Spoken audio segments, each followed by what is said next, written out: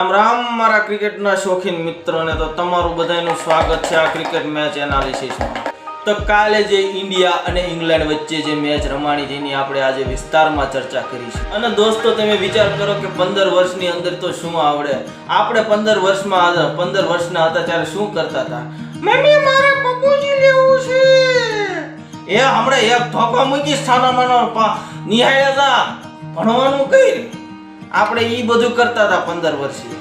અને પછી પપ્પુજી ખાઈને જે મોટા થયા હોય ને પછી મોટા થઈને પપ્પુજી જેવા થાય, એમાં કે કાઢી લેવાનું ન હોય। અને મિત્રો આખું સ્ટેડિયમ ખચાખચ ભરેલું હતું અને એમાં એક સીટ પણ તમને ખાલી જોવા ન મળે।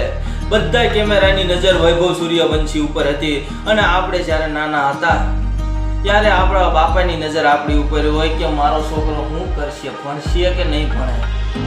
અને એમાં દોસ્તો 15 વર્ષનો છોકરો કે જે આજ ડેબ્યુટન્ટ કરવા જઈ રહ્યો છે અને મેચ શરૂ થઈ, એમાં થાય છે કે એવું ખબર છે બરોબર મેચ પણ 7 વાગ્યે શરૂ હોય અને મેચ 7 વાગ્યે શરૂ હોય ને એકવાર 7 વાગ્યે પાછી ઓલી સરીએ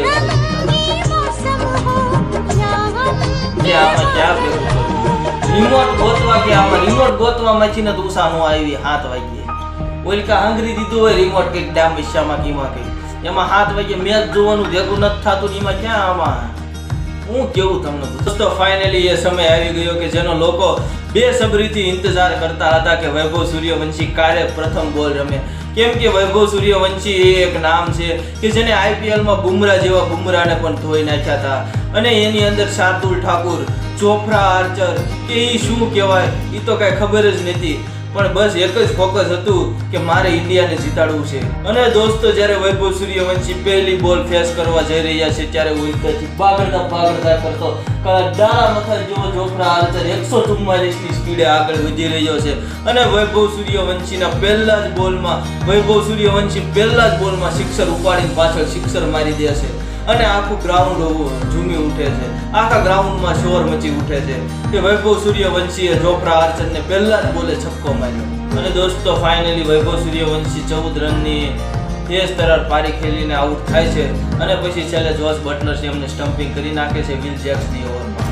અને પછી શ્રેયસ અને અભિષેક શર્મા વચ્ચે તંતનાતન પાર્ટનરશિપ થઈ રહી છે અને એમાં પણ બહુ મજા આવી રહી છે અને ફાઇનલી અભિષેક શર્મા અને શ્રેયસ અય્યર વચ્ચે પાર્ટનરશિપ ચાલી રહી છે। મેચનો રોમાંચ પણ શરૂ છે અને જોવાની પણ લોકોને મજા આવી રહી છે અને અભિષેક શર્મા અને શ્રેયસ અય્યર વચ્ચે બહેતરીન પાર્ટનરશિપ થાય છે અને એ પાર્ટનરશિપની બદૌલત ઇન્ડિયાએ કર્યા છે 190 રન અને ઇંગ્લેન્ડને ટાર્ગેટ આપ્યો 191 રન। આ બાજુ જેકબ બેથલ રમી રહ્યો હતો અને આ બાજુ ક્રિકેટ ફેન્સની આશાઓની ધીમે ધીમે ઓછી થવા માંડી હતી અને ફાઇનલી એક ચોક્કો, બીજો ચોક્કો, મમ્મી હું હમણાં આવું ખાવા, એટલે બેજા ખાવા ખબર નહીં પડતી, 9 વાગ્યા 9:30 થયા, એક વિકેટ પડે પછી આવું અને પછી ઇંગ્લેન્ડ વાળાનો વારો હતો। ઇંગ્લેન્ડ વાળા મેચ રમવા ઉતરે છે અને એ મેચ રમવા ફટોફટ ઇંગ્લેન્ડ વાળાની 2 થી 3 વિકેટ પડી જાય છે। હર્ષદીપ 2 વિકેટ એક જ ઓવરની અંદર લઈ લે છે અને પછી એમાં અચાનક આપણે કહેવાય છે ને કે કહાનીની અંદર એક તો વિલન એવો હોય જ કે જે આખી મેચની પથારી ફેરવી નાખે અને એ હતો જેકબ બેથલ। દોસ્તો જ્યારે આની પહેલા જ્યારે ફાઇનલ રમાણી હતી ઇંગ્લેન્ડ અને ઇન્ડિયા વચ્ચે T20માં ત્યારે પણ જેકબ બેથલે બતાવી દીધું હતું કે કયા પ્રકારનો ખેલાડી છે, એનામાં કેટલી ક્ષમતા છે, એકલા હાથે મેચ જીતાડવાની એનામાં ક્ષમતા રહી છે। તો દોસ્તો ફાઇનલી જેકબ બેથલે ઇન્ડિયા સામે બહુ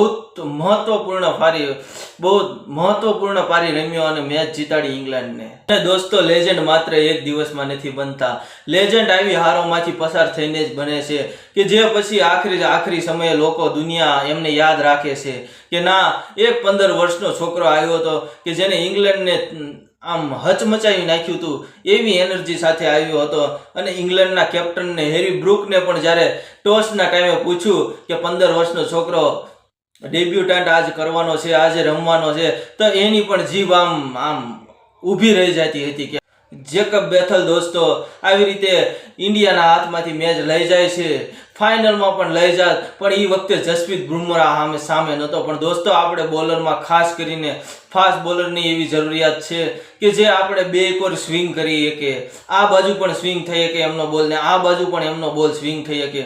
એવા બોલરની આપણે ખાસ જરૂરિયાત છે દોસ્તો. આજે તો બુમરાહ છે એટલે આપણે જીતી જઈએ છીએ, પણ જે દિવસે બુમરાહ નહીં હોય એ દિવસે દોસ્તો એક ફાસ્ટ બોલરની જરૂર છે આપણે ભારતીય ટીમમાં. અને દોસ્તો રવિ બિશ્નોઈ કે જે રવિ બિશ્નોઈના બહુ ચર્ચા ચાલે છે કે રવિ બિશ્નોઈને રમાડો, રવિ બિશ્નોઈને રમાડો. दोस्तों रवि बिश्नोई को बोलो कि पहले एक्शन अपना यार ठीक कर ले प्लीज यार. 3 नो बॉल नहीं होती है, हर नो बॉल पे जैकब बेथल ने छक्का मारा है. दोस्तों भारत हारी गયું, પણ એક નવી સ્ટોરીની શરૂઆત થઈ, વૈભવ સૂર્યવંશીની સ્ટોરીની શરૂઆત. દોસ્તો પ્લેયર બદલાય છે, સ્કોર કાર્ડ બદલાય છે, પણ એક એવી સ્ટોરી જે હંમેશા યાદ રહી જાય છે. વૈભવ સૂર્યવંશીની સ્ટોરી પણ એમાંથી એક હતી. દોસ્તો એને આજે ઇન્ટરનેશનલ ક્રિકેટ જગતને બતાવી દીધું કે હું એક ભારતમાંથી આવું છું, હું ભારત દેશનો છું, મને ગર્વ છે હું ભારતમાંથી આવું છું. દોસ્તો આપણને પણ એવું ગર્વ હોવું પડે કે અમે ભારતના છીએ અને અમે કંઈક કરીશું, આપણે થોડાક કંઈ એમનેથી મોડા છીએ. મિત્રો મારું નામ છે હાર્દિક અને આપણે આની પછીના વિડીયોમાં જરૂર ને જરૂર મળશું આગલા નવા ક્રિકેટ પ્રેડિક્શન સાથે. તો આજની મેચમાં જોડાવા બદલ આપ સૌનો ખૂબ ખૂબ આભાર. નમસ્કાર.